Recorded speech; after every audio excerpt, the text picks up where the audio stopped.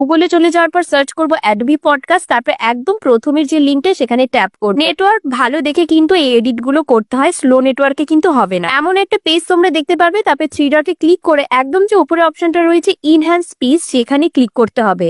তারপরে choose file দেখো লেখা রয়েছে ভিটুর পাশে, ওই চুজ ফাইলে ক্লিক করলাম।